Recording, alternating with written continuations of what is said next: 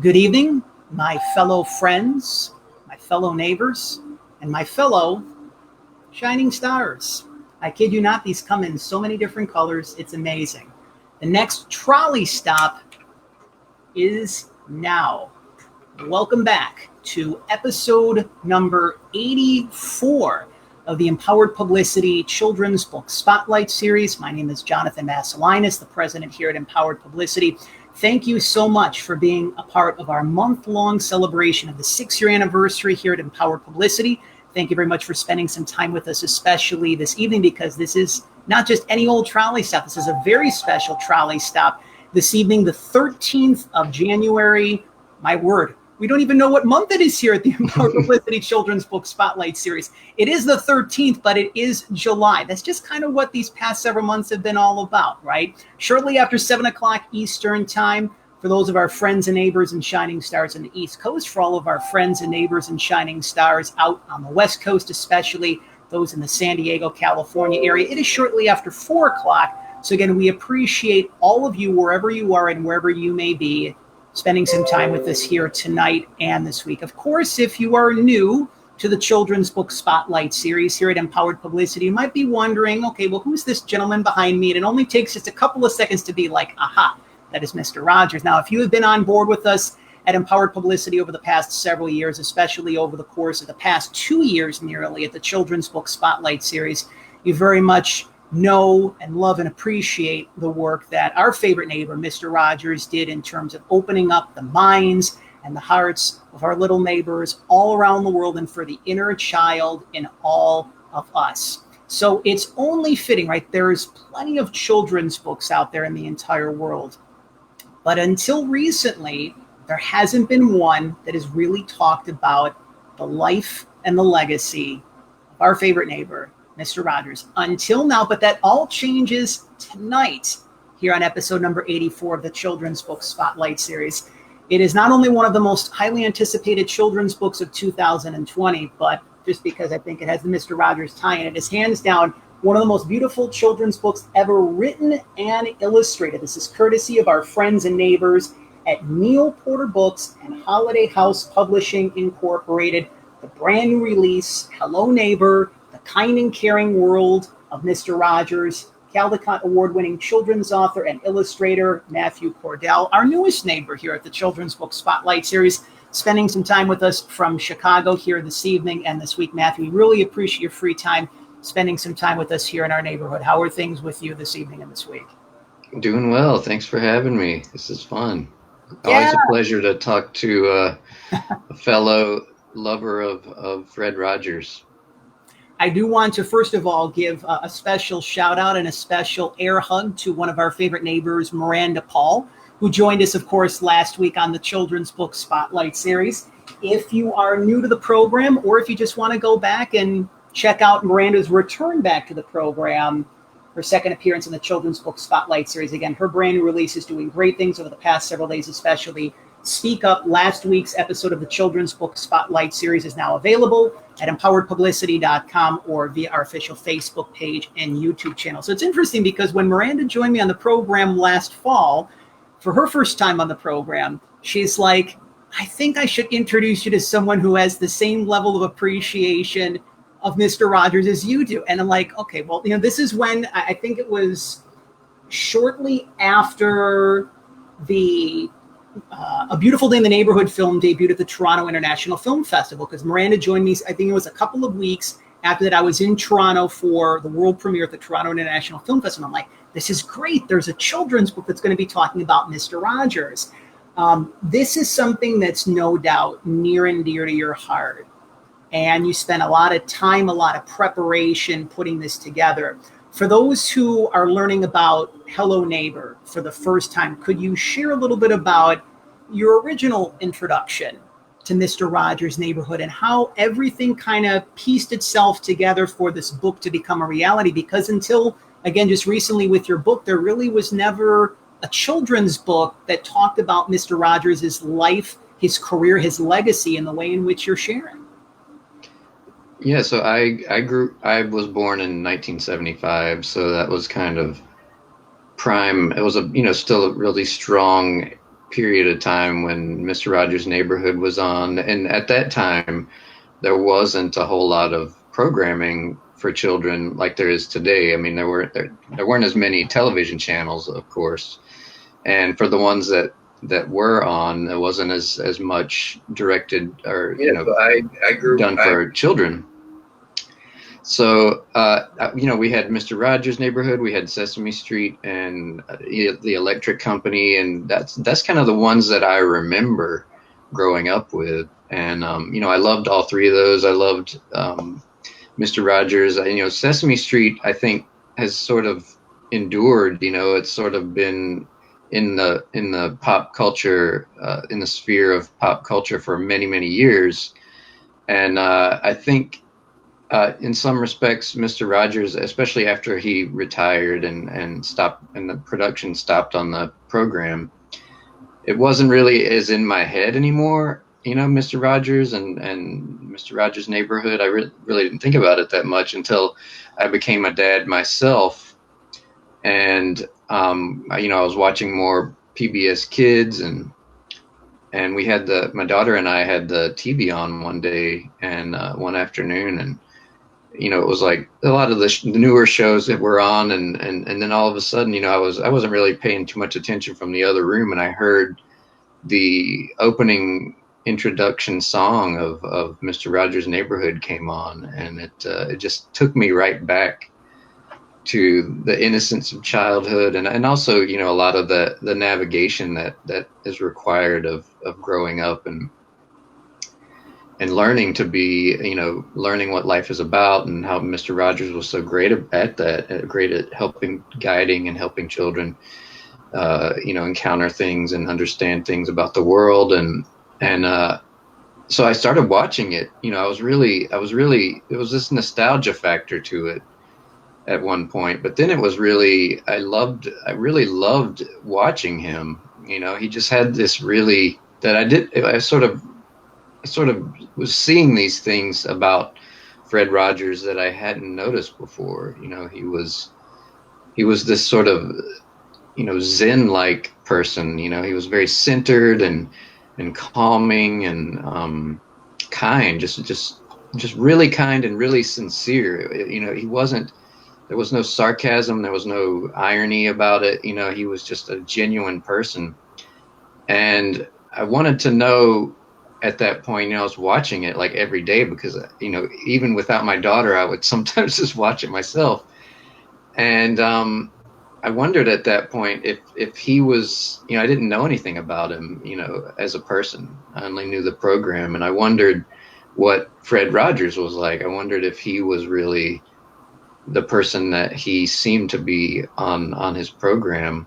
And so I started reading about him and just watching interviews and listening to interviews, and I realized he was basically the same person that he was on Mr. Rogers' Neighborhood, but even better, because he was just, he was as good as that person, but he did so many, he was so great at outreach and giving of himself in his free time, and just the love and respect that he as an individual had for children was just so apparent and so real. And all of those things were things that I really love in a person. I really love when people are genuine and sincere and kind, and because I feel like we're living in a time when that's not as common. It's not as common for people to be that positive and that open and accepting of others. And it's just, I think it's a hugely important trait to find in a person, whether it be a friend or someone that you can look up to, like a public figure like Mr. Rogers was. So at that point, I really was so impressed and so inspired by him and his story and his work that I wanted to use the skills that I had as an illustrator of children's books, as an author of children's books, and try to make a book about him myself. And that's sort of how all of that got started for me. Was really, a combination of my own childhood memories and then rediscovering him as a parent and as an adult. I believe it was one of Mr. Rogers' sons in Won't You Be My Neighbor, of course, the fantastic Morgan Evell documentary that came out several years ago on Mr. Rogers' Neighborhood.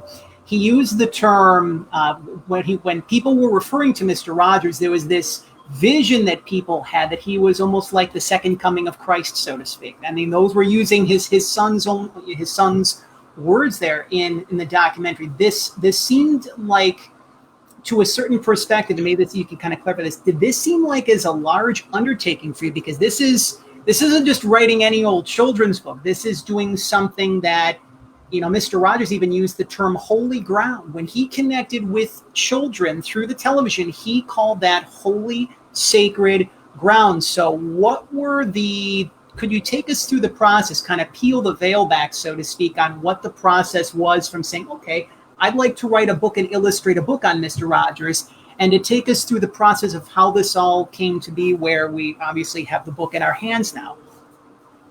Yeah, well, in the beginning, like any book, it's just sort of a germ of an idea, and you just sort of keep adding to it, and it grows and grows. And if it's fiction, pretty much the sky's the limit. You can just go after it and try to get it published, and there's not any, you don't really have to deal with any, legal issues or approval or, rights, copyrights. And but in the case of, doing a picture book about a public figure who had, trademark characters and so the work that he did, there was a lot of legal restrictions around it, and I knew from the beginning that I only wanted to make the book if I could be involved somehow with the company that still exists in his name, and for a couple of reasons, because I really wanted to do it.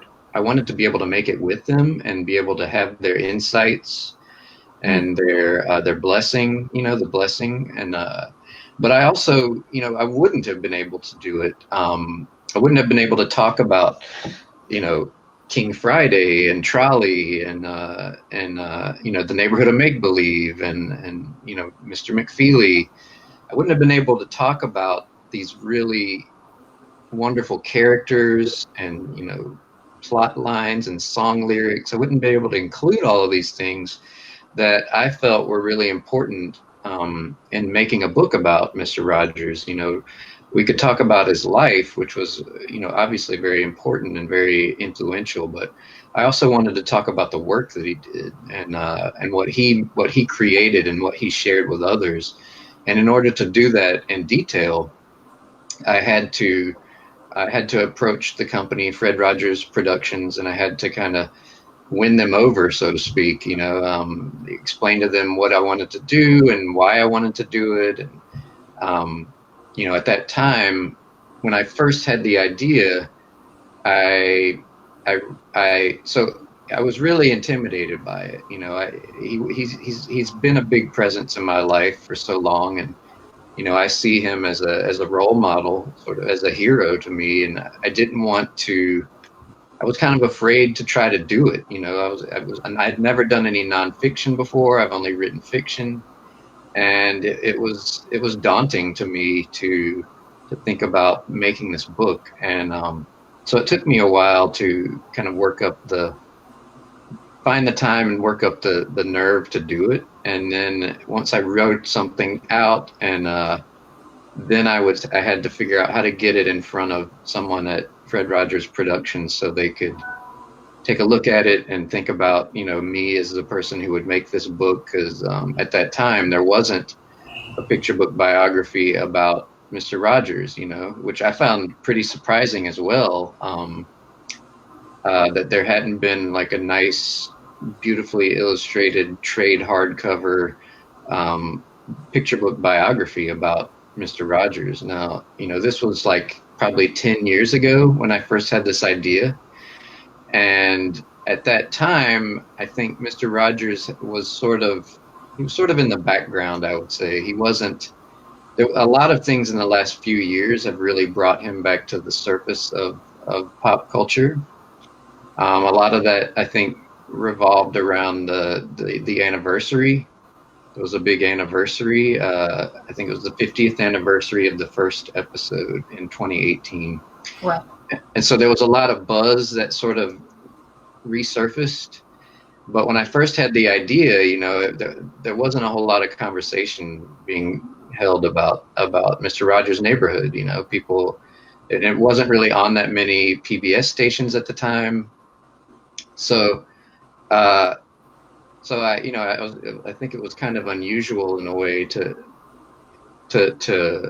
I think, you know, when I reached out to them, I think they were a little unsure, like, why I wanted to make a book about someone who wasn't on the minds of children today as much, you know. So, you know, I really just had to explain to them, you know, how much it meant to me, and I, at that point, I had a publisher involved. Neil Porter, my editor, was involved, and you know, it was a lot of conversations with them about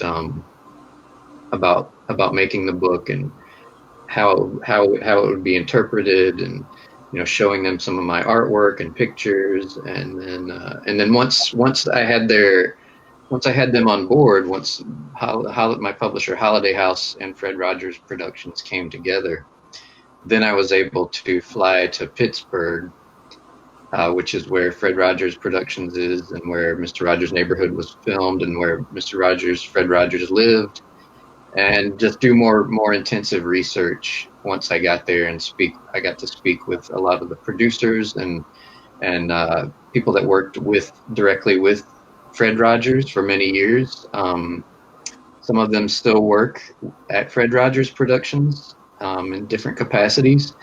So I got to meet with them and learn, you know, and it was like this whole other layer was discovered of things about his personality, about, you know, stories that I would find out about, and a lot of details that I never would have really known as I was working on the book too, because we continued to have conversations as I was making the sketches for the book, and I shared with them throughout the making of the book.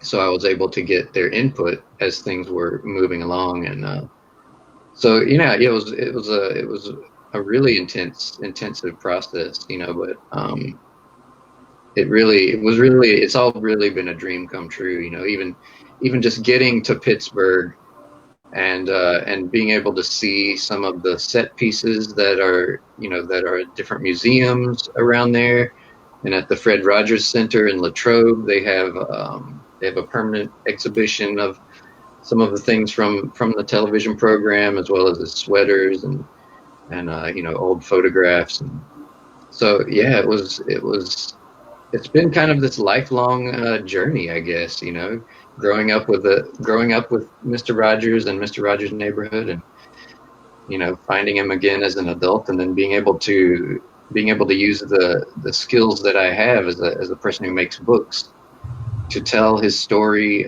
as best as I could. So it's been a real blessing to be able to get to do this book. Yeah. You did a fantastic job. I'm excited to dive into the book momentarily. I want to give a special shout out to Dr. Dana Winters at the Fred Rogers Center, along with Emily and the rest of their staff right there. It's interesting because Dr. Dana had actually given me her card, and I've held on to it here in my office. It always, you know, reminds me of the time that I was in person at the Fred Rogers Center. They do fantastic work. We're going to be sharing the link for the Fred Rogers Center, their website below, because obviously I'm not necessarily sure if you can actually get to the exhibit as of right now because of kind of what's happening right now, but I believe that they've actually launched some newer things as part of their online initiative and their online components. If you want to learn even more about the life, the legacy, the career of Mr. Rogers, both in front of the camera and behind the scenes, you can check out the official website for the Fred Rogers Center.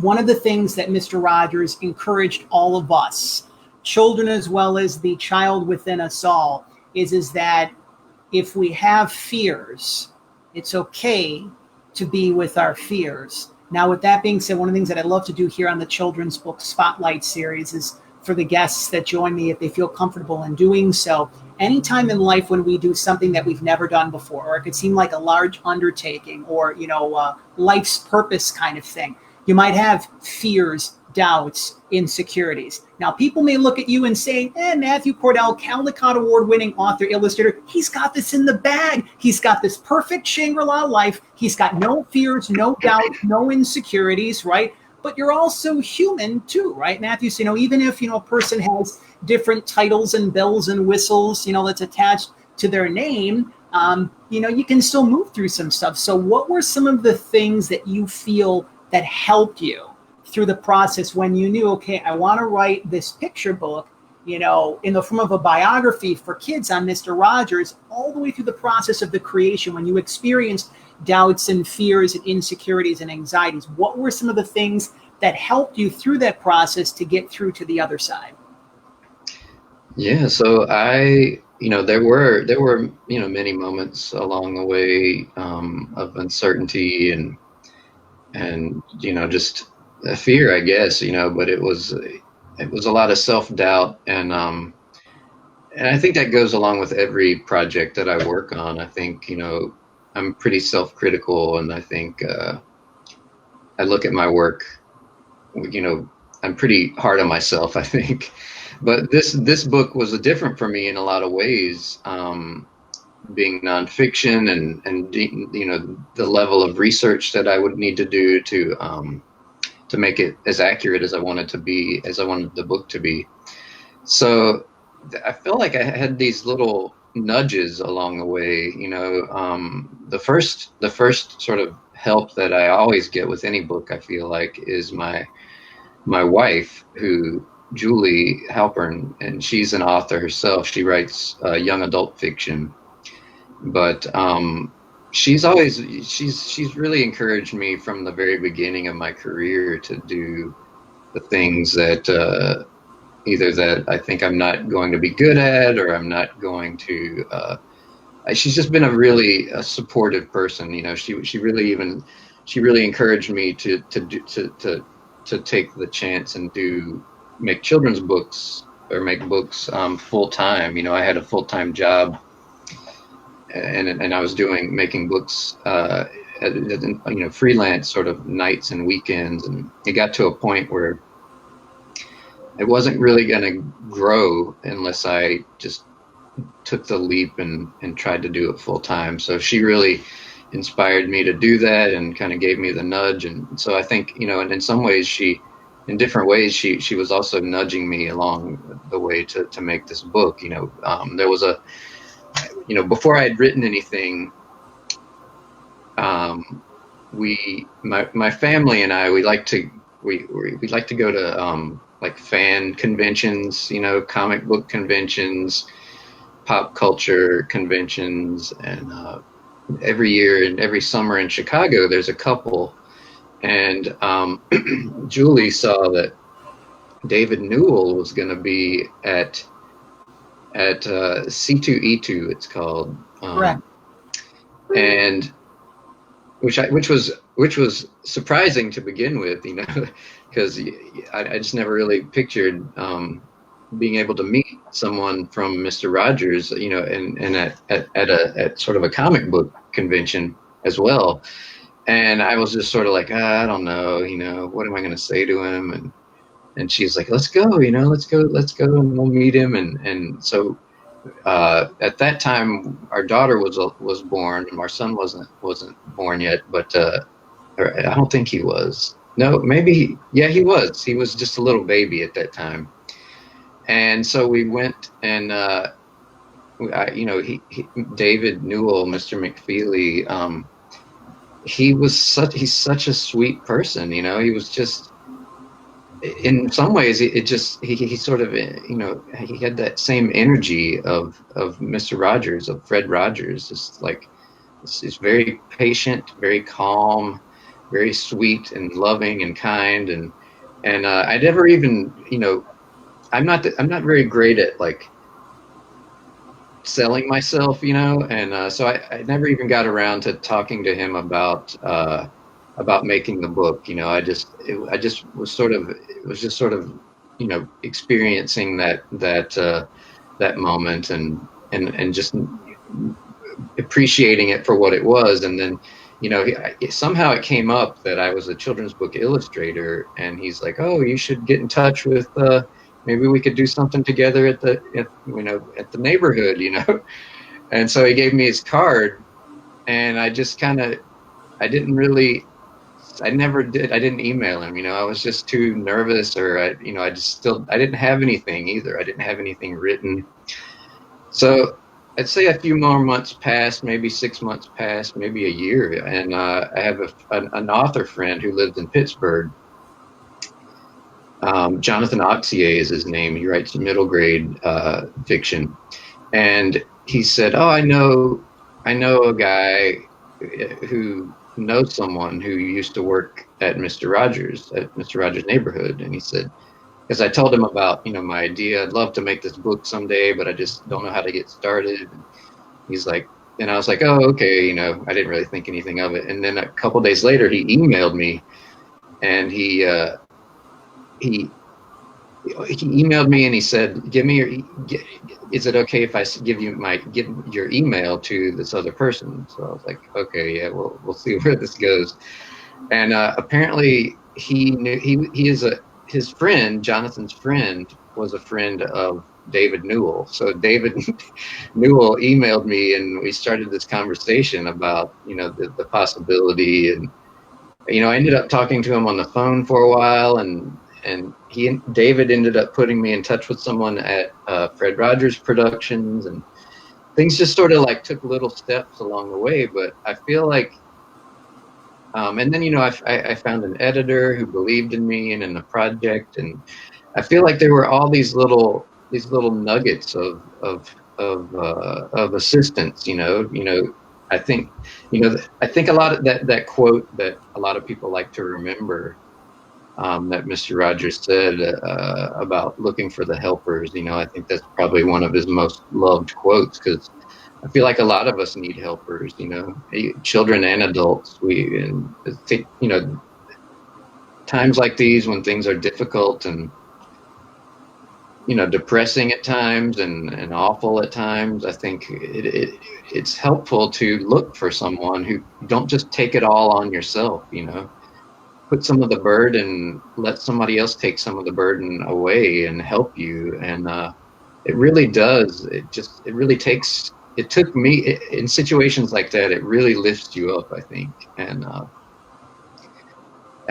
you know, just being able to talk to people who can help you in different ways. You know, I also spoke with different author friends who write nonfiction primarily, and just lots of encouragement. And I think encouragement and help and all that stuff it's there. You just have to, sometimes you have to look for it and you have to ask for it. But it really helped me, you know, which is an interesting thing, because it's, you know, it's one of the things that he said that people most quote, they most reference about, you know, looking for the helpers. And it wasn't really I wasn't really following his words, but when I reflected on it afterwards, it really made such perfect sense that I was sort of heeding his advice, you know, and looking for people that could help when I needed it.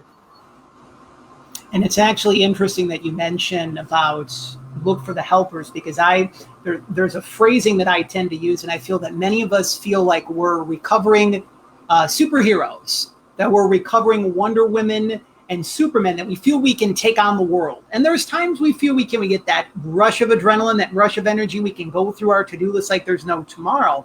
But when we get to a point in our life, especially when it comes to really our life's purpose, what it is that we came here to do, we realize that in order to be able to free up time and energy and creativity, it's important to be able to have people that can work alongside us, that we can work together with, that we can co-create with, to make things a little bit easier for us in the process. Because, you know, otherwise it would, you know, we would try to be Superman and Wonder Woman, and we would, you know, burn ourselves out on occasion. Again, for those of our friends and neighbors who are just tuning in, our listeners and viewers, welcome back to episode number 84 of the Empowered Publicity Children's Book Spotlight Series.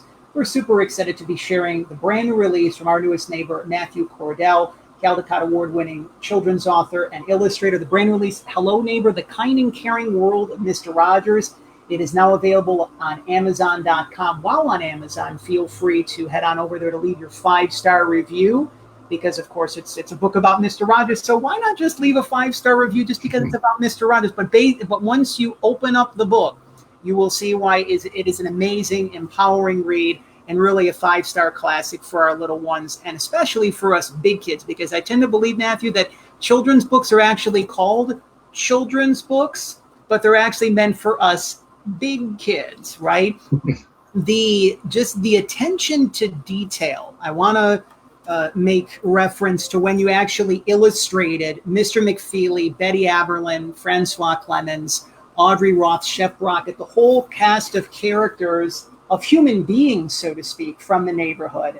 I mean, just an amazing job that you did with that. And then, of course, when you get into the neighborhood of make-believe, there's obviously the other characters. So everyone from King Friday the 13th to Henrietta Pussycat to X the Owl to Daniel Striped Tiger. I mean, it's superb.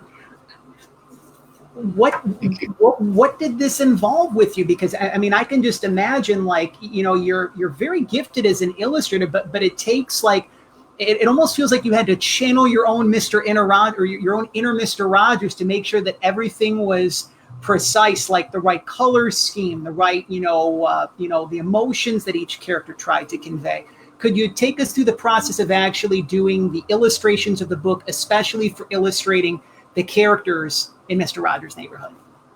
Yeah, so this was a little different for me because being, as I mentioned, it being my first work of nonfiction, I was drawing and illustrating and writing about people that exist in the real world. So, but at the same time, I needed to represent them, but it needed to be represented in the style that I draw in, which is sort of a simplified line, a very simple sort of cartoon-like, not a lot of detail sort of in the face, not a lot of not a realistic rendering, so to speak. And so I needed to sort of bring together the reality of the people with the simplified style that I draw in. So there was quite a bit of studies and illustration tests, and a lot of work went into just figuring out how to draw Fred Rogers, because he was pretty much on every page, so I needed to get that exactly right. So I watched lots and lots of episodes, as I had already watched lots, but I would go back and watch a lot of episodes to see how he would walk, to see his posture and to get sort of the shape of his face, just there are little ways of drawing someone that can really give you a likeness, and he wasn't, if I could really just pare it down to a simple form, and it would still look like Mr. Rogers, as long as I got the expression right, as long as I got the color of his clothes, the shape of his head and his hair and his face, and the way that he would stand and the way that he would walk. A lot of those things, it took a lot of just attention, just paying attention, and then for every character that I needed to draw, I would have to do the same. I would have to go back and either watch episodes or look for still photographs of the different actors, the different puppets. I found there's a really amazing, I don't know if you've seen this, there's an amazing website, and there's this guy, I don't recall his name, but we've exchanged messages. He started a website. It's called Neighborhood Archive, and he's archived every episode, the plots of every episode, Yep. Who was in it, and he's documented tons of photographs, and I ended up going there quite often to figure out if I was looking for a certain episode, find out who was in which episode. And he had a lot of still photos from episodes too, which were really helpful. I wouldn't always have to go back and look and stop, paused it on my screen, and so that was a terrific resource, and I love his website. He seems like a really cool guy. And then a lot of it was there was a lot of visual research, and that's what I really ended up using Fred Rogers Center. I was able to comb through their archive of photographs, and I spent a whole afternoon there just looking at old photos. Some of them were like publicity photos. Some of them were photographs that were taken around the set. So there were binders full of family photos and things like that, and so it was tremendously helpful to be able to go there and look through their collection of photographs, and that really helped me to figure out how to draw everything, because it's easier to look at things as they were shown on Mr. Rogers' Neighborhood, but there wasn't a whole lot of visual reference. There's not a lot of visual reference out there to see what the entire stage set looked like. To be able to pull back away from what was shown on the television screen and see all the lights hanging and all the edges of the sets and the different people walking around, the cameras, all that stuff. I didn't want to just make that up out of my head. I wanted to have actual documentation of that. So, Fred Rogers Center was really helpful in that, and so it was just a lot of research, and I didn't want to just sort of do it halfway. I didn't want to just make stuff up, especially since I had all of this I had all of these resources at my fingertips, so I really tried to make tried to make the most of it at every opportunity. And so it really required a lot of visual research, a lot of saving of photographs. I remember watching episodes and then pausing it for there was one episode where every episode he comes in and does the same thing.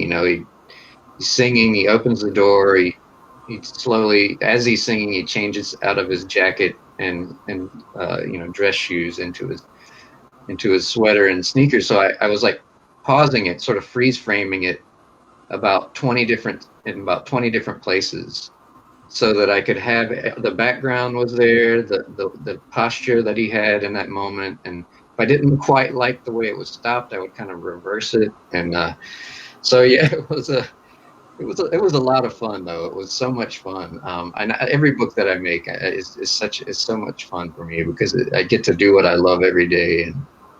And this was like learning. It was like learning so many different things, adding to my skill set, and just being able to do something that I love and write and illustrate pictures about people that I grew up with and people that have inspired me my whole life. So yeah. We've seen throughout the course of the past several years, especially between the Morgan Neville documentary, Won't You Be My Neighbor, of course, the Tom Hanks film, A Beautiful Day in the Neighborhood, we've seen this resurgence of Mr. Rogers and Mr. Rogers' Neighborhood.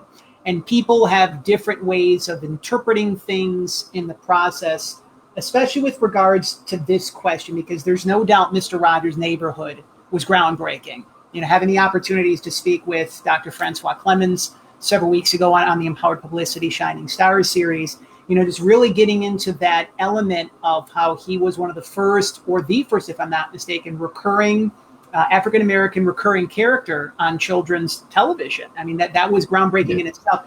How do you believe in your heart, from the research that you've done, this book that you've put together, how do you believe that Mr. Rogers' Neighborhood changed the face of television forever? Yeah, that's a good question. I think that it was it was groundbreaking. It was, I think he envisioned it at a time when there was nothing like that. There wasn't a television program that spoke to children as equals. An adult talking to children as sincerely, and talking about things that, actually, things of substance, emotions and sadness, and dealing with losing loved ones, and your parents not getting along and things like that. I mean, it wasn't all that, because it couldn't just be that. It would be a pretty bleak situation if that's all it was. But I think he respected children, and he knew that they weren't just these sort of these like one-dimensional little background things that that don't require a certain level of the same level of attention that we give to other adults. I think that he saw things in children that I myself see in children. He saw just incredible promise in children, and hope, and he learned from children, which I feel like I learn from children all the time. I think children are pure. They aren't bogged down with all this negativity and prejudice. And I think it's tremendously inspiring to be surrounded by children, because they don't get hung up on all of the things many of the things that we adults do. They don't get mad at each other about many of the things that we adults get mad at each other for. So yeah, the program, I think it was groundbreaking, and it was, he welcomed different races, different cultures onto the program.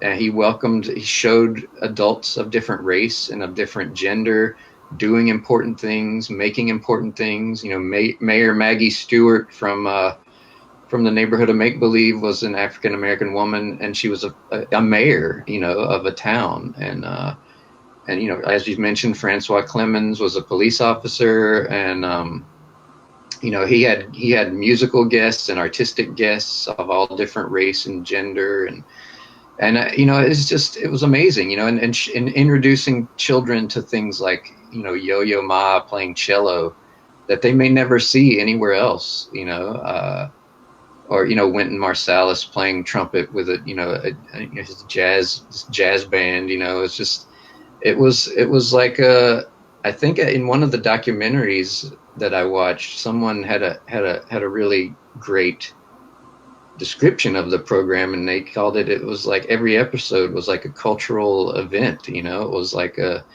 bringing your children into this. He was really exposing kids to things that they might not be getting anywhere else, depending on where they live, or what economic background they have, or anything that might deprive them of certain things in life. He would really seek out things that were different, or things that boys and girls might not have access to, and try to present that to them and show them you could do this too when you grow up. And what does it feel like to be an artist, or what does it feel like to be a doctor, things like that. And I think it's even groundbreaking today when you watch it, because there's really nothing on like that today.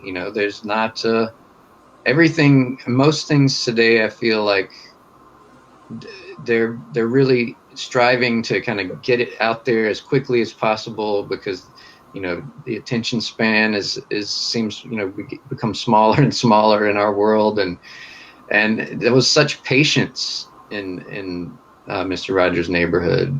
He would really there was a quiet to the show that to every program that doesn't really exist, I think, in really in anything. I mean, it's hard for me to even think of adult or child or television programs for children that take that kind of quiet and that kind of time with the viewer. And so yeah, that's one of the things that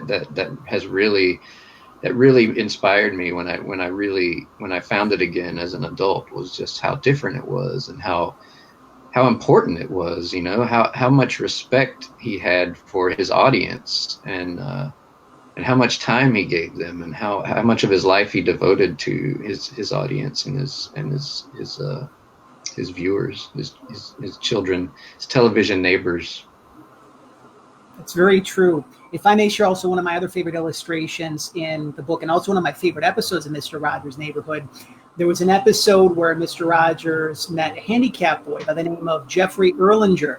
And you did such a fantastic job in just capturing the emotion in an illustration. And emotions and feelings, like those were Fred's alpha and omega, emotions and feelings, right? How was it possible for you to be able to capture something that really defies words in an illustration and just do it so authentically the way in which you did? Like, just for this specific illustration, I'm curious if you kind of had to get into a certain frame of mind, or just to really allow yourself to just be, fully open to receiving the emotion and the feeling, just that exchange between Jeffrey and Mr. Rogers. Could you share a little bit more about that with our listeners and viewers and our friends and neighbors, if you could? Yeah, I think I never saw that episode when I was growing up, but it wasn't until I started to do more research that I was and started watching more episodes as an adult, that I would see these things that I didn't always remember. I didn't remember. There's an episode where Mr. Rogers, he goes out into the neighborhood and he visits the studio of Eric Carle, who's a famous children's book illustrator. He's made many wonderful books. He's probably most known for The Very Hungry Caterpillar. And I was seeing all these things and I saw the Jeff Erlinger episode, and I was seeing all these things that touched me as an adult, and as a child, I think I remembered some of the, the sort of the serious tone of the program, but I didn't always think about like what a big impact some of these moments were, I think. And maybe that's a good thing. I think children, maybe we weren't intended to dwell on, how heavy this is. It's just sort of normalizing a lot of the things that he was presenting. But I was just sort of making these mental notes of things that really moved me as an adult, and things that I wanted to show in the book, and that exchange he had with Jeff Erlinger, and that was such a powerful moment, and the story behind it is equally powerful, about how he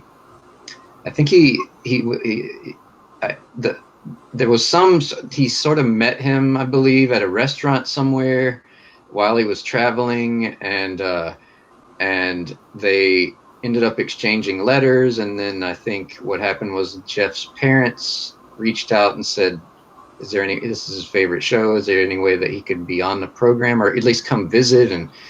And so it ended up, happening. And a lot of it was just improvised. He said, he told Jeff that they were just gonna sing a song together and have a conversation, and it wasn't scripted, and so it was so powerful that, having him on the program and talking about the difficulties he's had in his life, and, sharing that with boys and girls who don't have to deal with that, who didn't have to grow up having surgeries and not being able to walk, and all of these complications and difficulties. And it was just so wonderful that he could bring a person like that onto the program and have a serious conversation, and also have a just a fun exchange, sing a song together and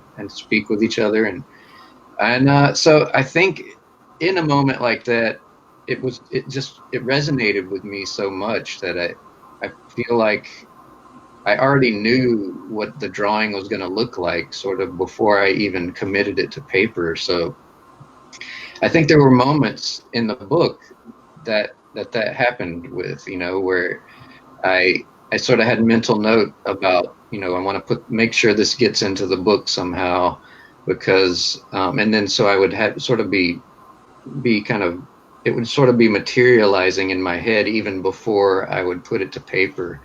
So I think when that can happen, I think it's always, it can only make the drawing better. I think if you can just kind of live with it for a while before sitting down and drawing it, I think. And so it's sort of a big moment in your head and in your mind. And I think probably that's what happened there. It's not always sort of a sort of a formula to it. It just kind of just sort of like evolves in that way. But yeah, I knew as soon as I saw that moment for the first time, I knew it needed to get into the book somewhere. And just to mention one other thing about especially the dynamic that Mr. Rogers had with Jeffrey Illinger, but even any child that was physically on the neighborhood set, or he was connecting with from afar, so to speak, and going back into that sacred holy ground through the television, is that Mr. Rogers had a way of making you feel that it was just you and him, and there was no one else. It was kind of like, time standing still, and it's just you and Mr. Rogers. And even when I had the opportunities to speak with David Newell on the Shining Stars series here at Empowered Publicity several months ago, he kept mentioning that, is the fact that, even if there were other things that needed to be done, and if there was, a little one that was visiting the set, or if it was an autograph session at a shopping mall or something like that, Fred would give the undivided attention to each person, not even just child, but even to the parents, because, especially when he was beginning to wind down his time on the neighborhood, there were parents who grew up watching the neighborhood. And in fact, I believe at one of Mr. Rogers' last commencement speeches, again, as seen in Won't You Be My Neighbor, there was a woman that came up to Mr. Rogers and said, I had a disability growing up, and Mr. Rogers' neighborhood, you helped me to get through it. And he even said, you just made my day by saying that. Now, there were all these people around the pomp and circumstance of the graduation, and it was just like none of that mattered. It was him, and it was that woman, needless to say. So again, to be able to capture the magic of Mr. Rogers' neighborhood in a children's book, it is now possible. It is a reality. A brand new release. We are winding down our time here with Caldecott-award winning children's author and illustrator Matthew Cordell. The brand new release, Hello Neighbor, The Kind and Caring World of Mr. Rogers. It is now available at your favorite bookstores across the country. Be sure to support all of your independent bookstores, by the way, I might add, especially over the course of the past several months. A lot of independent bookstores have been hard hit. I believe there is an independent bookstore, a children's bookstore in New York City, Bank Street Books, if I'm not mistaken, and they're closing. I saw as of September the 1st. So do your part. Definitely support the folks at Amazon, but do your part to support the independent bookstores, especially the children's independent bookstores that are across the country, across North America. One of the things, Mr. Rogers was always there for us in our time of need. He was there for us during the Vietnam War. He was there when Robert F. Kennedy was assassinated. He was there during the Challenger explosion. He was there when 9/11 happened. Even though the program was off the air, he came back and reported a series of PSAs. I feel the spirit of Mr. Rogers is here. I feel his heart is here.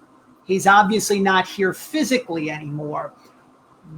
How do you believe, I should say why do you feel that it's important, especially for children, to be able to mention and explore their feelings amid the current climate with everything currently happening across the country and around the world?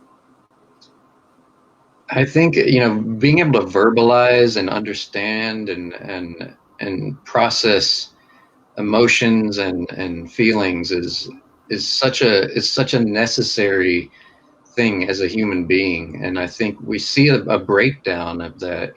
Unfortunately, we see a breakdown, and I think amongst adults, we're not always doing our best to communicate. I think there's a lot of giving up and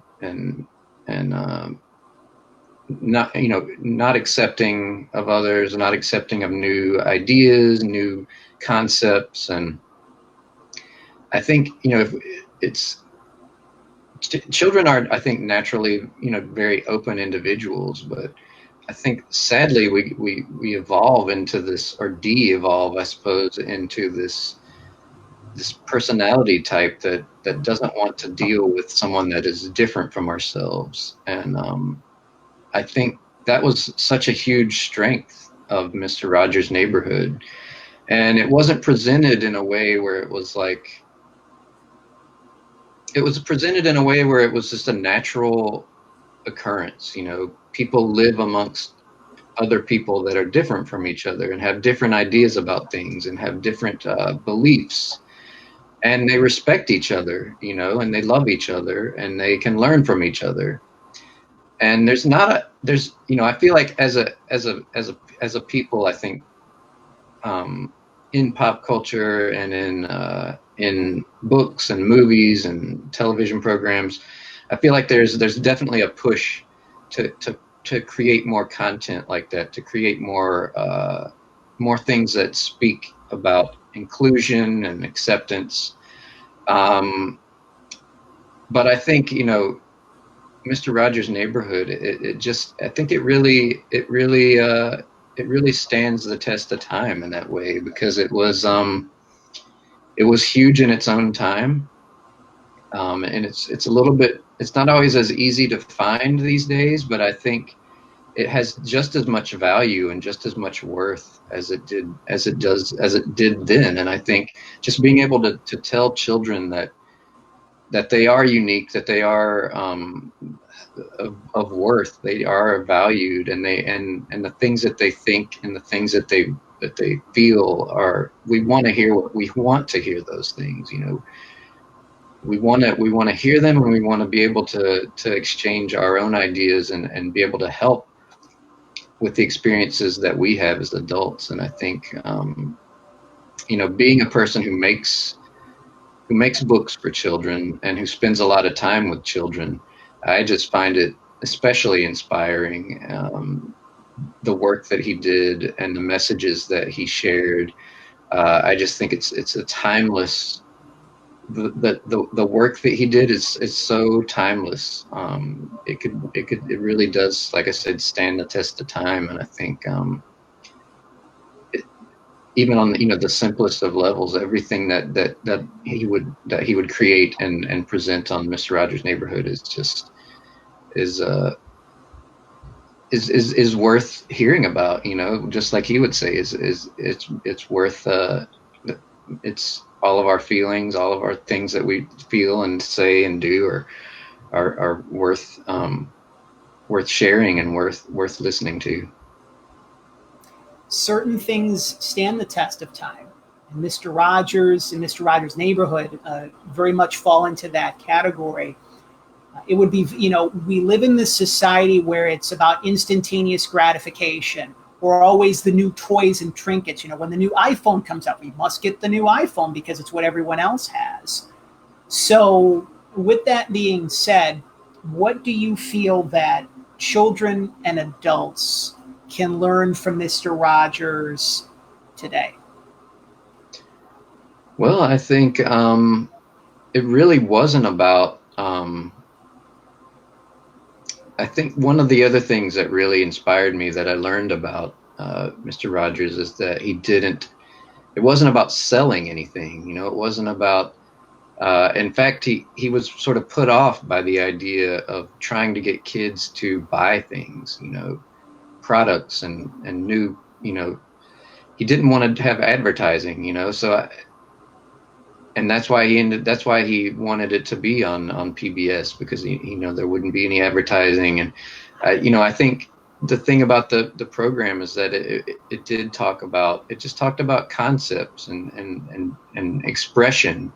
It wasn't really about trying to push off the next product to turn. I believe he said himself in his early days, maybe he said it throughout his life, but he wasn't interested in getting kids ready to be consumers. You know, he didn't want them to be. That wasn't what his. That wasn't what. Even though that was a lot of children's programming at that time, and continues to be with advertising, to try to get boys and girls to want things. You know, he didn't want boys and girls to want products. You know, he wanted them to want the great things in life, and to be able to express themselves, and appreciate the pleasures, and be able to navigate the difficulties of life. And I think there's really a lot to learn from that. You know, even as adults, you know, we don't need these possessions in order to be successful, or to be to have value. You know, we don't need these things, these, you know, whatever these purchases. They don't provide us in reality with worth and value. And it's really the way that we treat each other, and the way that we understand the world, and those are the things that matter. You know, and I think it's a universal message, really. Not focusing on consumerism, but focusing on what's inside, and what we can help, what we can share, and what we can do to help others. There were two recent quotes from Mr. Rogers that I think also encapsulates what it is that you're talking about, that I shared on a recent edition of the Storytime with Mr. Jonathan. As human beings, our job in life is to help people realize how rare and valuable each one of us really is, that each one of us has something that no one else has or ever will have, something inside that is unique to all time. It's our job to encourage each other to discover that uniqueness, and to provide ways of developing its expression. And then the world needs a sense of worth, and it will achieve it only by its people feeling that they are worthwhile.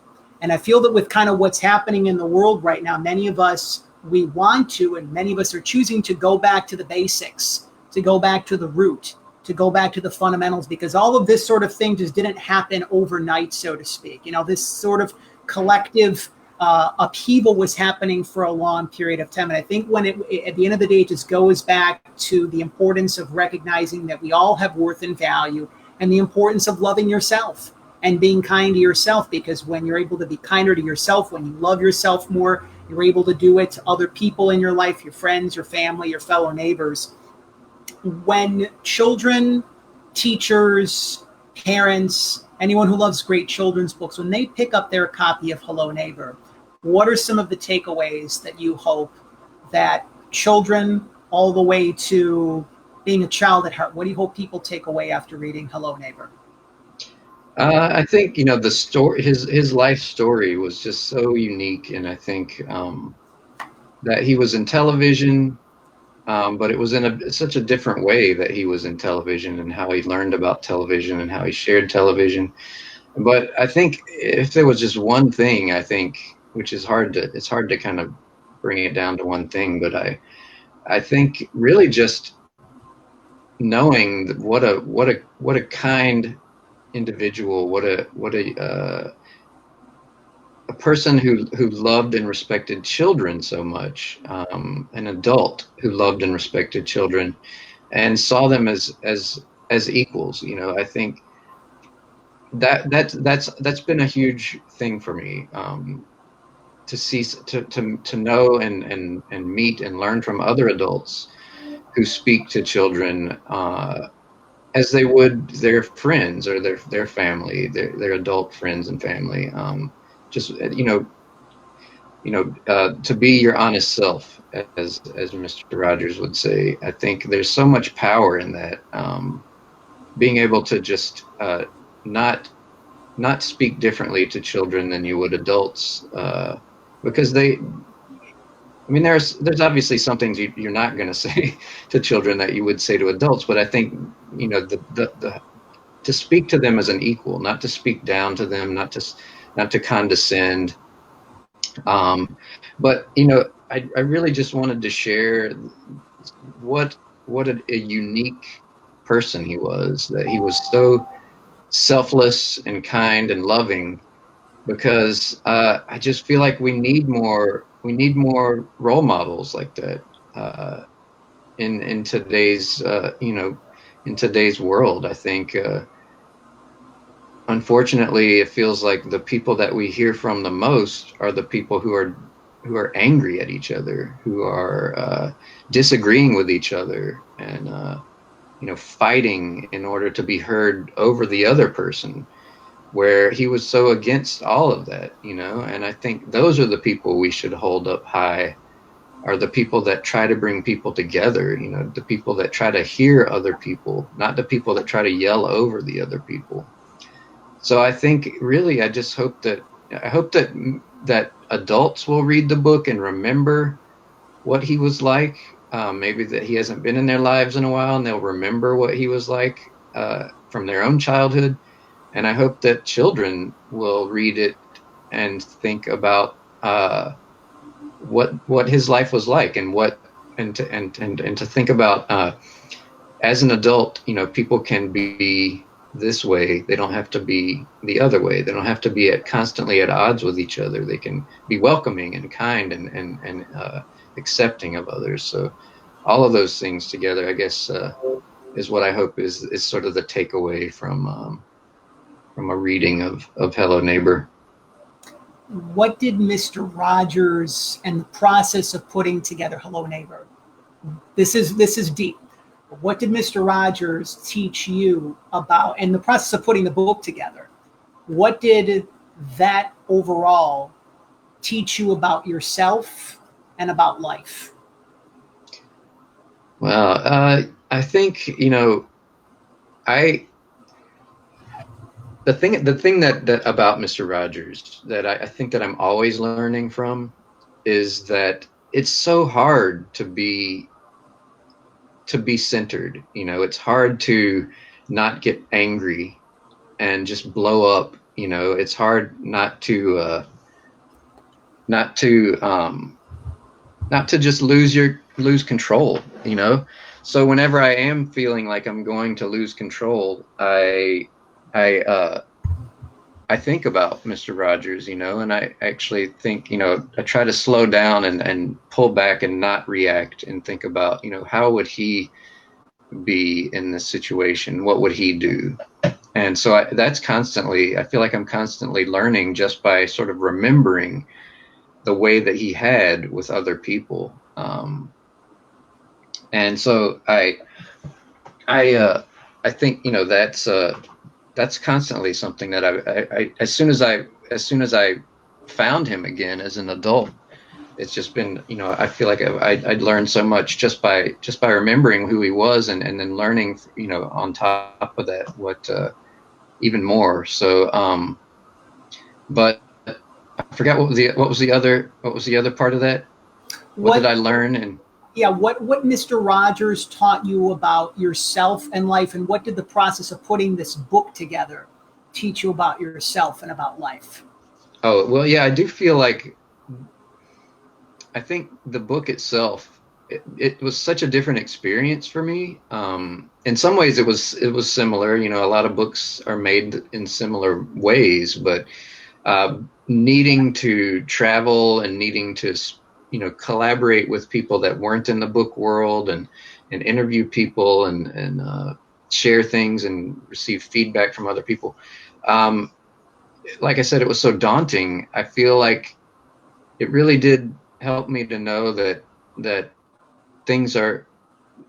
doing things that are out of your comfort zone, doing things that are different for you, can really yield great results. They can really pay off. And I feel like just having the confidence to try something new, and it really just, I think it really changed me as a bookmaker, and I do want to make more nonfiction books now. So I think it really it did change my perspective on being an author and making books for children, and looking for other different stories from life that I can try to research and tell boys and girls through the books that I make.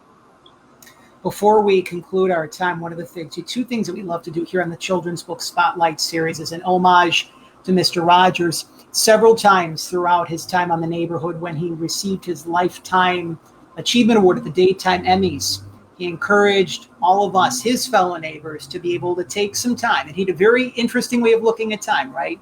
To either take 10 seconds, 30 seconds, or 60 seconds, and to remember those that helped love them into being. So Matthew, I can tell that you're a great father. I can tell that you're a devoted husband. You're a fantastic writer and illustrator. So no doubt you've had many people throughout your life that have helped love you into being. Who would be some of those people that you would like to recognize tonight here on the Children's Book Spotlight series that helped love you into being? Yeah, definitely my family, my wife Julie, and our kids Romy and Dean.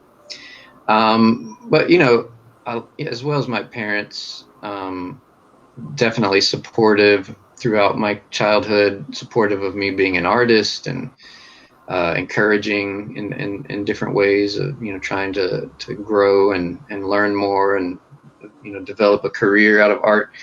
But really also a lot of the teachers that I had. I had so many wonderful art teachers, I would say. I mean, wonderful teachers as a whole, but the ones that really resonated with me, I've always been an artist growing up, a visual artist.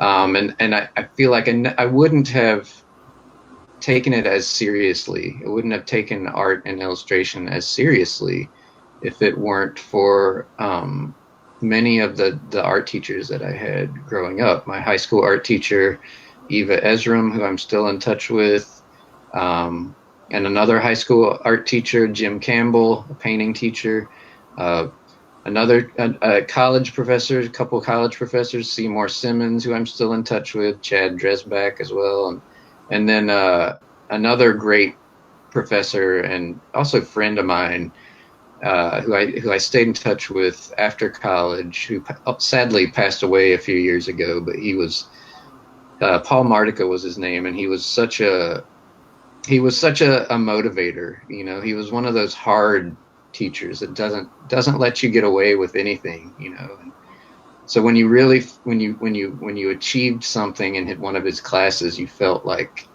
it was really well earned. It was really deserved. And he gave it his all. He gave it everything. He gave teaching as everything. So I still think about all the teachers that I have, and I'm glad with one of the social media can be kind of annoying at times, I would say, but it's so nice to be able to connect with people that you probably would have lost touch with, like some of my old teachers, and in those ways I really love what it's given our culture. So yeah, a lot of teachers. I would definitely be. I owe so much to the teachers that have given so much of their lives and their time to their students. We always like to carry a genie lamp around the Empowered Publicity offices, and you're wondering, a genie lamp, why is that the case? Well, we have a little segment here called 3 Wishes. One of the things that I feel that we're all here to be able to do for our fellow neighbors is to help bring someone's heartfelt desires and wishes to reality, to take it from the formless into the form. So you have given for your entire life to children across the country, around the world, to your family, to those in your community in Chicago. So you've given a lot, Matthew. So now it's your time to receive. So you're being given 3 wishes. Now they can be for yourself, they can be for your family, they can be for the planet, they can be for, a healthy reboot of Mr. Rogers, if such a thing could honestly happen. I think that we got Daniel Tiger's neighborhood. I think that's very authentic in itself. But what would those 3 wishes be for yourself? Oh, wow. I think, the first one would definitely be, I would wish for, COVID-19 to just be done in a way, I would wish that no one would be sick from that anymore, and that it wouldn't be a threat to the people that we love, and so yeah, that would be an easy first wish. I think a second wish would be, I would just wish for a lot of the animosity that has it's just really saturated our culture. I would wish for some of that some of that anger and some of that division to just not be as prevalent. I think it's so erosive, I think, and corrosive to our relationships with each other. And I think, one of the things I feel like I've learned from Mr. Rogers is that he spoke about how special each one of us was, but how not so different we are from each other, and if we could just really cling to some of those just basic principles of respect and understanding, I think it would go a long way. So I would definitely wish for people to just get along better. I don't know how that would happen, but if I could do it through the magic of a wish, I would wish for that. Have one wish left. What would I wish for? To return back to San Diego, possibly. To go to the That's right. Yeah, I'll be selfish for this one, and I'll say I'd love to go on a trip. My family, one of the things that has been sort of a bummer, one of the things that we save for and we look forward to are, traveling together, my family. And I think that's what that's what we do. That's what our money goes towards, is trips and going places. And I'd love to be able to travel again. And I would say, yeah, that I as I mentioned about the conventions, we love comic book conventions. And when my wife and I got married, that for our honeymoon, we actually went to San Diego Comic-Con, and we haven't been there in forever. So maybe I'll use my third wish as being able to take the whole family back to Comic-Con when it's COVID-19 free, and be able to enjoy a nice, beautiful trip to San Diego, California, and have a good time together. We'll put out the intentions for that for sooner versus later. If you can stay connected with Matthew via his official website, which will be relaunching very soon, by the way, MatthewCordell.com. You can also stay connected with them on social media on Twitter at Cordell Matthew, and on Instagram, Cordell_Matthew. We've provided the links below in the comments to be able to check out. Lastly, is there any specific projects that you have forthcoming? I know that with children's books, sometimes they're kind of like, people are working on things for like 2022, 2023 right now. So for those who are learning about your work through the lens of Mr. Rogers that would like to be able to read more of your work and what's to come, could you give us a little sneak peek of what we have to come for Matthew Cordell and the neighborhood of Matthew Cordell? Sure. Yeah. My next book is the author illustrator book, another book that I wrote and illustrated. It's called Bear Island, and it will be out in January. And it's a little heavy, it's about a girl who loses her pet, she loses her pet dog, and just being able to cope with that. And one of her coping mechanisms is she lives on this lake, and she goes and visits this island and sees all these animals over there, and she encounters a bear, and this bear sort of encompasses sort of the feelings that she's having. And so, it doesn't really talk about all that in the text, but it's sort of implied. So it's called Bear Island. That will be out in January. And I think my next book after that, I've illustrated a couple books with an author friend of mine. Philip Stead is his name.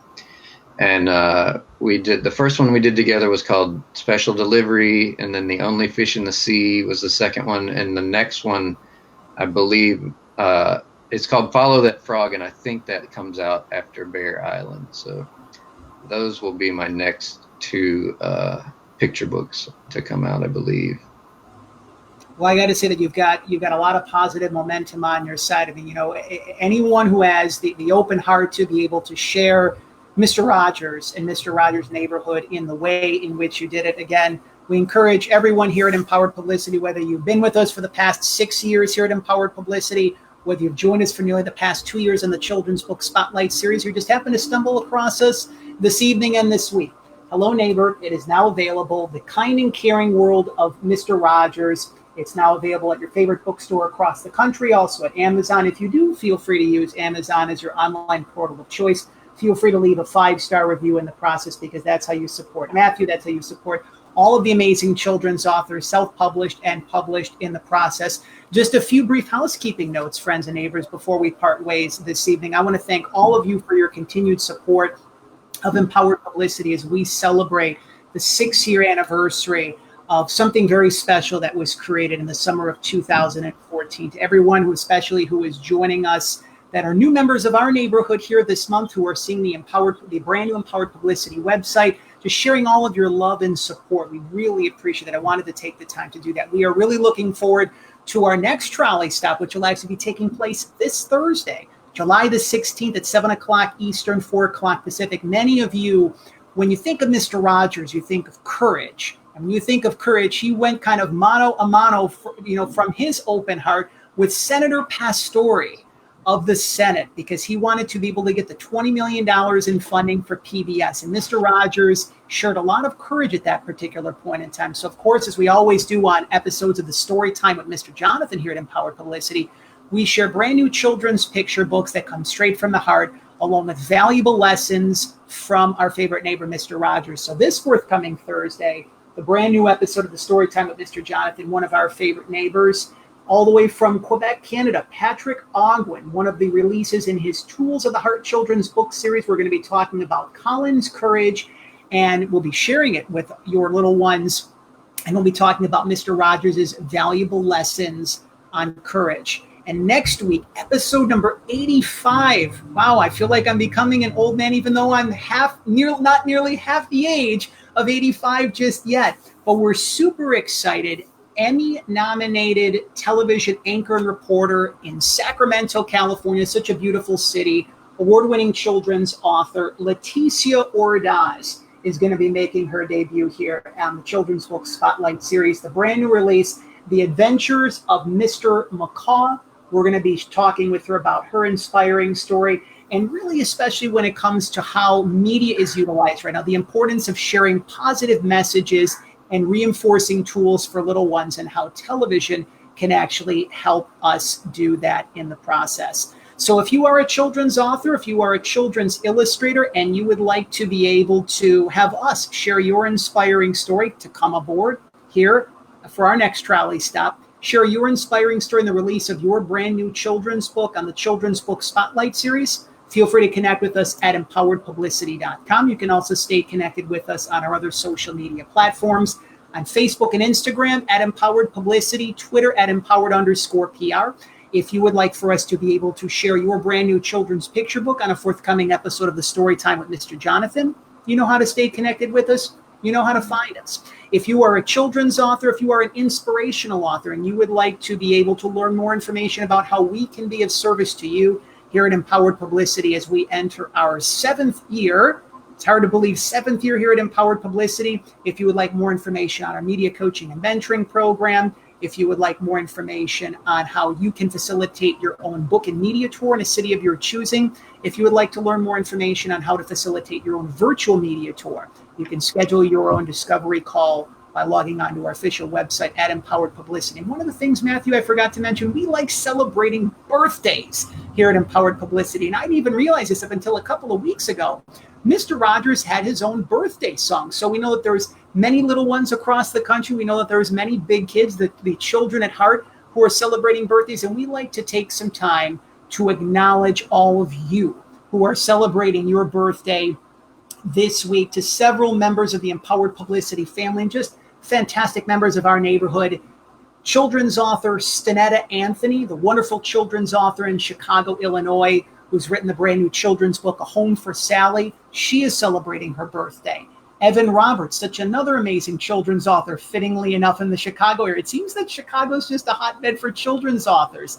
He is celebrating his birthday this week as well. One of our favorite children's authors, whose brand new release, Love Lottery, is going to be coming out very soon, Lea Huggins Elliott. She's celebrating her birthday. The leader behind Hasmark Publishing International in Toronto, Judy O'Byrne, is celebrating her birthday as well. And there's just so many other people. So as a little homage to Mr. Rogers, to all of you, whether I mention your name or we're just sending out those birthday vibes to you wherever you are and wherever you may be, Happy birthday, dear friends, we sing to you. Happy birthday, happy birthday, happy birthday to you. We thought we'd try to tell you how we love you on your birthday. We thought we'd try to sing and dance and play today. We wanted to surprise you on your birthday and say we love you every day, not just today. Happy birthday, dear friends, we sing to you.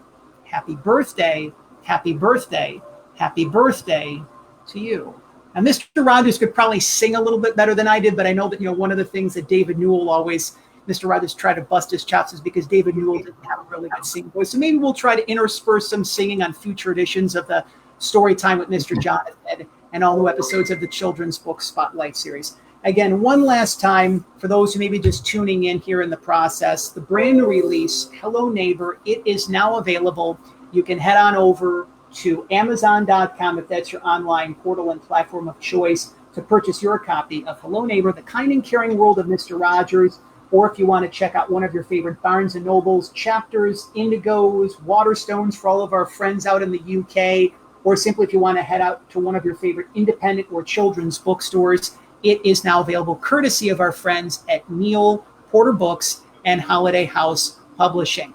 Let us not forget, this man's been with us for the entire 90 minutes of joy and love here this evening. Mr. Rogers, our favorite neighbor, reminds us and is reminding all of you that you are perfect, you are whole, you are healthy, you are complete, just the way that you are. That I like you, that we like you just the way that you are. And let us not forget our two favorite numbers here at the Children's Book Spotlight series and here at Empowered Publicity. 143, which in the language, the religion of Mr. Rogers, it means I love you. One letter in I, four letters in love, three letters in you. But since Matthew gave us some wonderful time this evening, we never fly solo. You are never alone here on the Children's Book Spotlight series or in life. So 243 means that we love you. I want to thank all of you for spending some time here in our neighborhood this evening and this week. If this message has brought hope, healing, love, joy into your life, if it's made you realize like, wow, you know what? The second half of 2020 is going to be much better than the first part of 2020.